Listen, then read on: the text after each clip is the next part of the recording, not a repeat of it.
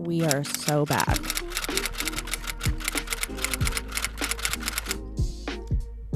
I think that's enough.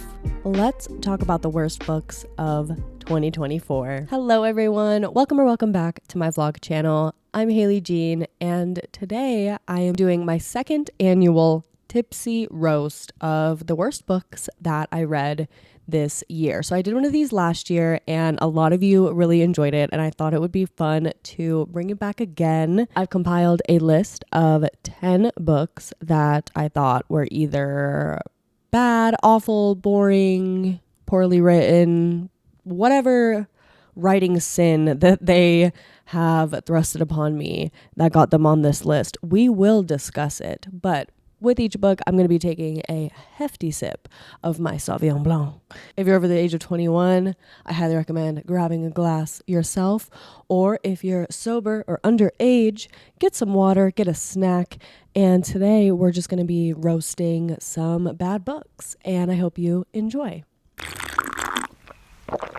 And of course, I spill on myself immediately. Awesome. As a disclaimer, I do want to say that not all of these books were published in the year 2024. These are just books that I read during the 2024 calendar year. So without further ado, in no particular order, because as I was sitting down and making this list, I could not bring myself to rank them from like bad to most bad. So in no particular order, here are the 10 worst books that I read this year. Let's get into it. Starting with number 1, we have a new release. This is The Boyfriend by Frida McFadden. This book was so bad that it, I think, turned me off of Frida McFadden as an author altogether. I've never had much success with her books in the past, but honestly, this was just a new low. Like, it was boring. It was insufferable. The characters are cardboard. Usually with Frida, at least, you have one thing going for you, and that is some wild plot twists that are oftentimes unbelievable. But this was the first time that I managed to guess everything that was going to happen. Like, it was blatantly obvious. I am a Great Gatsby fan. If you're gonna make your bad characters be named Daisy and Tom, like, yeah, no shit, honey. I've talked about this on my podcast. Hi, I'm Haley. If you've not caught up on those episodes, you definitely should. But I do think that Frida is a good introduction writer to thrillers. If you've never read a thriller before, you might pick up The Housemaid. It might just change your life. But I think for me, as someone that reads a lot, I'm just finding that her books don't tend to do much for me besides just being bingeable and fast paced. And I just want a little bit more from my thrillers. I'm bored and this was boring and I didn't enjoy it. So cheers to leaving authors in the past that you realize you just don't want to read. All right, our second book on this list is How Does It Feel by Janine O'Reilly. This is a fantasy romance that I found on Kindle Unlimited, decided to pick it up on a whim. People told me that the plot was really fast paced and it was just like really entertaining. I don't remember much about this book at all, like the actual plot. I know it's some girl who studies like plants and bugs, and then she kind of like Alice in Wonderlands herself into the Fae realm and becomes this like Fae king's slave. I don't even really know what was going on. It was giving ACOTAR if you got it off Temu. Regular girl gets unwillingly trapped by Fae royalty, and it's otherwise just kind of boring. Cheers to the fast fashion publishing industry. All right, let's go to number 3. I believe this was a debut, another new release from earlier this year. It is Such a Bad Influence by Olivia Munter. This book follows our main character whose little sister is an influencer. She was one of like the first influencers that grew up as a child into a teenager on the internet. Her name is Evie, and Evie ends up going missing. And her older sister is trying to figure out where she went, what happened to her, because it's obvious that her parents and the other people around her do not have her best interests at heart, and they are just kind of using her as a cash cow. This talked a lot about Reddit and snark pages, and just the premise seemed so interesting, like a thriller about an influencer and how you get kind of taken advantage of in the industry maybe. But in reality, I am going to give you a little bit of a spoiler, so skip ahead if you don't want to know, but I don't recommend you read this. It's not that the writing was bad, but it was kind of slow paced and it wasn't worth it. Okay. The grand reveal is her sister just joins a wellness influencer cult. That's it. I've heard way worse actual thrilling things from real life influencer stories. Like it was just, you spend the entire book investigating her family, her managers, the people around her, just to find out that it's none of that. And she decided on her own terms that she wanted to join this wellness cult. Yeah. Very anticlimactic and not worth the wait. It's not that I wouldn't be interested in reading another book from this author, but I just don't think that this one did it for me. It wasn't very thrilling for a thriller. Our next book on the list goes to Always Been You by QB Tyler. This is a smutty, taboo romance about adoptive siblings. And I ended up DNFing this. It was so bad I could not even finish it. Not only was the smut like really, really heavy-handed, just for my personal taste, the verbiage in it kind of did give me an ick. But obviously we're using daddy, brother, like very incestuous vibes. And they are adoptive siblings. I can understand the value or the intrigue of a taboo step-sibling romance, but I think for me personally it has to be they become siblings later in life, like when they're teenagers, when they are older, and this is not the case. I believe our female main character gets adopted into the family when she's like very, very young, and he is significantly older than her. He's like 8 or 9 at the time. That's weird. That's not normal if you knew each other as children to end up diddling each other. I don't care. Not for me. Gross. Why? No, thank you. No, thank you.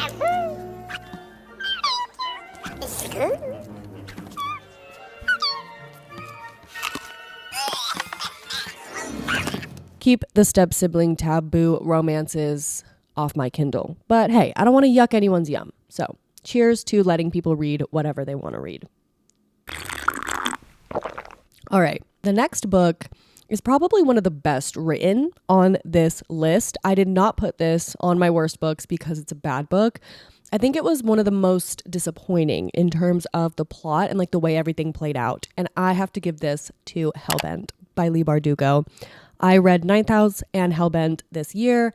I really, really enjoyed Ninth House. I thought it was a really great, solid start to the series. You can tell Leigh Bardugo is obviously a very talented writer, but Hellbent, in terms of plot and the character development that we get, really disappointed me. It felt so repetitive. I don't know. It just did not play out the way that I wish it did. As I mentioned on my podcast, there's a glowing demon dick. Nothing happens. We spend pretty much the entire book just trying to figure out how to get back into hell to rescue the best character of the series who's missing for the entire book. So you spend a lot of time with the cop, and it just feels like the boring detective mystery kind of on replay until you get that final heist at the end. But the heist, it wasn't worth it by the end of it. I was just wanting the book to be over. I do think I will continue this series, but I just don't think it's going to be for me. All right, that brings us to, in a similar vein, another book that was disappointing but not necessarily badly written. Got to give it to Vengeful by V.E. Schwab. I loved Vicious, the first book. Gave it 5 stars, one of my favorites of the year. And I was really excited to read Vengeful. It's basically a continuation following some of the same characters, but there's an addition of new characters. But it takes place long after the first book, and it came out afterwards. It's not like a true duology. It was kind of more of like a sequel. And I didn't know that going into it, but it just felt underdeveloped and not as well done as Vicious. And I don't think that the addition of the new characters added enough to make it worthwhile. And again, by the end of it, I was just like ready for it to be over. So I really do think Vicious was such a perfect book. And I think it ended. And I remember finishing Vicious and being like, wow, that's a perfect standalone. How could this get any better? And I don't think it could. So I do, again, highly recommend reading Vicious, but Vengeful kind of fell flat for me. I didn't love it, but that's okay. Not every book by every author is going to work out. And cheers to that. Okay, our next book goes to another author that I think I will be leaving behind in 2024, an author that I just probably won't be like actively seeking out their new releases, and that goes to Elle Kennedy with Girl Abroad. This was her new release, I think it came out this year, about this girl who goes abroad. She lives in London, and it was kind of pitched as like a New Girl-ish situation where she moves in with 3 different guys and maybe has like a romance with 2 of them. That's not really what it ended up being. All of the Elle Kennedy books that I read this year, I thought that the main character ended up with the wrong person.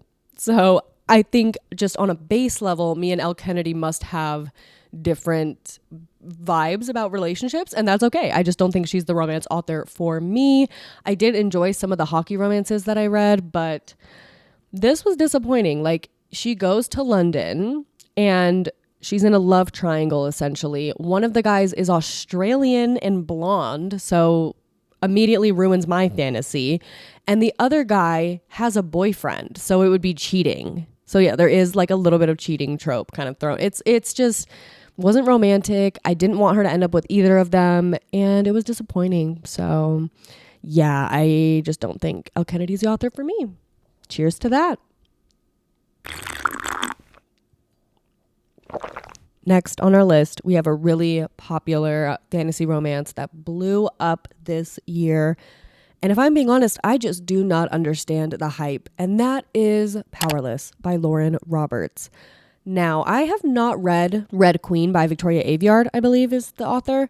And so I can't speak to these, but allegedly the people are saying that a lot of Powerless was plagiarized or, heavily inspired by Red Queen. And again, I can't speak to that, but I will say it did feel very average and run-of-the-mill. It felt like an amalgamation of all your typical young adult fantasy romance tropes. It was just not that good. The actual plot and the trials and the world building and the fantasy of it all was very average, and the romance was just so predictable and not great. It's your typical enemies to lovers, but it's just 2 people who instantly want to bang from the second they see each other, but can't stop themselves from bickering and fighting over stupid stuff. The banter was not that good. I remember everyone loved the banter, and they said it was like Hunger Games vibes, and I just cannot even believe that anyone would dare to say those things. That is a travesty. And I think we need to watch what we say. I think it tried to do too many things and didn't do any of them particularly well. So yeah, I wasn't even interested in reading the second book, and unfortunately it just wasn't for me. So cheers to romantasy genre being in the trash this year, because that's my experience at least. I don't know what's been going on with romantasy. It needs help. All right, our 9th worst book of the year is going to go to A Million Kisses in Your Lifetime by Monica Murphy. This is another book talk, booktube beloved. This is a new adult college, or maybe it's high school. I don't know. They were young. They were 17, 18, 19 romance. Now, if you are the author of this book, or you happen to know this author, or this is one of your favorite romances, I just suggest that you click off of this video, because I just need to be honest. This book follows this phenomenon that I've been seeing in the romance genre that really bothers me, where grown ass women are writing spicy, smutty romances about teenagers and centering the entire plot around their virginity. It's a really weird thing. I just the whole premise of this book is our main leading guy being obsessed with the fact that Ren, our main character, is a goody girl virgin and that he wants to like corrupt her and like steal her virginity. And it's just like, one, why are we still parading into that social construct that does nothing to empower us as women? And two, why are grown women fetishizing it and kind of making it this weird kinky thing for a romance book?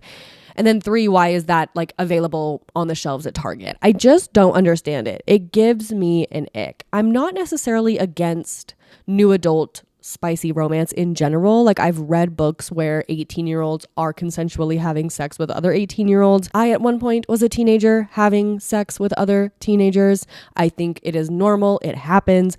But why are we centering it around virginity and this weird power dynamic? It was just weird. It was weird. It did not feel genuine. It felt icky. I didn't like the feeling it gave me. So I DNF'd this.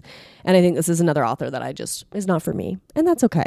But yeah, virginity is a social construct. Let me just remind you. Cheers. All right, that brings us to our 10th and final book on this list. I think this is a book that blew up this year. A lot of people really enjoyed it. We read it for my book club, but it just was not for me.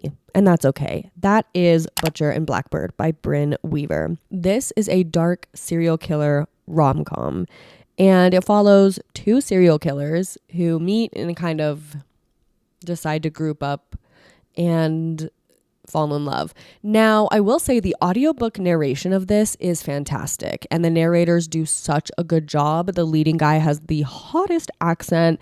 It's a really great audiobook experience, but I think in terms of the actual plot and the tone of the book as a whole, it just didn't work with me.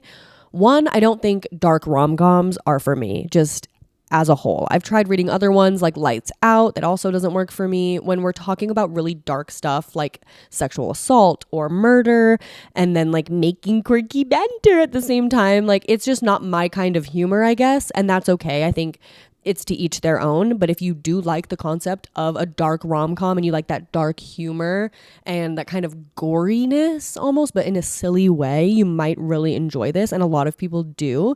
And I totally think that's valid. But my second problem with this was just the way that it was set up and like the way it was constructed. There were so many time jumps, so many plot holes, and just like things that randomly would work out. And I did not understand. I could not explain to you the plot. It's supposed to be this like competition between serial killers, but it's his brother that sets it up, who's also a serial killer. And like nothing really made sense. You're skipping weeks at a time, chapter by chapter. And I just felt very disconnected from the story altogether. And so yeah, it just wasn't my favorite. I understand why a lot of people liked it, thought it was cute and funny, but it's just not my kind of book. And I think I will kind of stay away from these like dark rom-coms in the future. I do love a dark romance, but I want it to handle the dark topics, you know, more conservatively, I guess, a little bit more caringly. That's just what I prefer, and that's all right. So yeah, Butcher and Blackbird did not work for me, but maybe it will work for you. Who knows? Cheers to having differences in opinion. It's what makes us unique. It's what you are.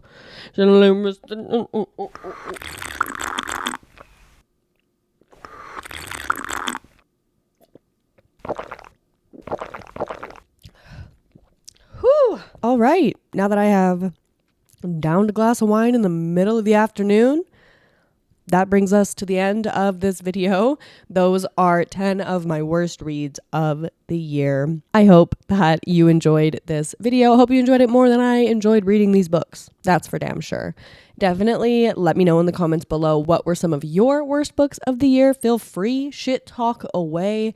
Let your heart run wild. I fully support you. I'm going to go try and get this wine stain out of my sweatshirt. That is going to be the end of our Vlogmas this year. Thank you so much. I've been uploading 2 videos a week this month to celebrate Vlogmas. I am going to be taking a little bit of time off for Christmas and the New Year's just to celebrate and be with my family, but I will be back early 2025 with more vlogs once a week. So like and subscribe. Thank you so much for watching. Hopefully I'll see you next time. Bye.